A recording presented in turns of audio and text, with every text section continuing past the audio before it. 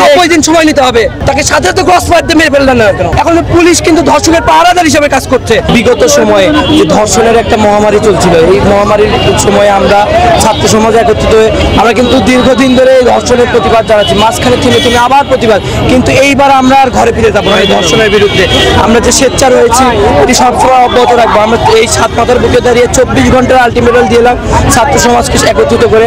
আমরা এই 24 ঘন্টার মধ্যে যদি আমরা আমাদের ফলাফল না পাই, আমরা আবার রাজপথে নেমে দেবো। 5ই আগস্টের পরে আমরা যে একটা অন্তর্বর্তীকালীন সরকারে আমাদের শহীদের রক্তের উপর দাঁড়িয়ে, আমাদের রক্তের উপর দাঁড়িয়ে যে গঠিত হলো, তার পরবর্তী সময়ে যদি টাকা নেই, স্বরাষ্ট্র উপদেষ্টার ব্যর্থতার মানে একটা সীমা নেই।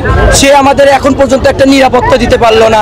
এই এখনো যৌথ বাহিনীর অভিযান এখন চলমান, তারপরেও কেন এরকম আইন শৃঙ্খলা পরিস্থিতির অবনতি? কেন আমাদের বন্যা ঘর থেকে বাইরে নিরাপত্তা পাচ্ছে না? কেন? আমাদের প্রশ্ন হচ্ছে এটা।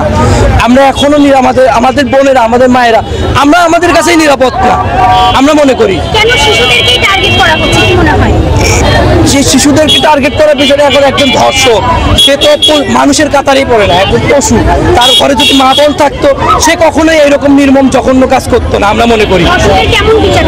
ধর্ষকের প্রকাশ্য দৃষ্টান্তমূলক জনগণের সামনে একটা ফাঁসির রায় কার্যকর করতে হবে। কেননা এটি যদি প্রচার না হয়, তাহলে যারা মানে আমাদের মা বোনকে ধর্ষিত করছে, তারা কিন্তু এর পরবর্তীতে যে আমি ধর্ষণ করলাম, আমার কোনো মানে আমার মনের মধ্যে কোনো ভয় বা ভীতি কোনো কিছুই নাই। এখন পুলিশ কিন্তু ধর্ষকের পাহারাদার হিসেবে কাজ করছে। কেন 90 দিন সময় নিতে হবে? কেন আইন উপদেষ্টা কেন বললো যে 90 দিন সময় লাগবে? একজন ধর্ষক, একজন আমার বোন যখন ধর্ষিত প্রমাণিত হয়েছে, তাহলে তার জন্য কেন 90 দিন সময় নেওয়া হবে? তাকে সাথে তো ক্রস ফায়ার দিয়ে মেরে ফেললেন না কেন?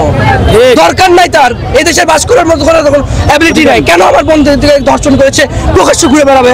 আমরা 24 ঘন্টার মধ্যে আমাদের দাবি জানাচ্ছি। যদি বাস্তবায়ন না হয়, আমরা এই বগুড়া থেকেই আন্দোলন সূত্রপাত করব।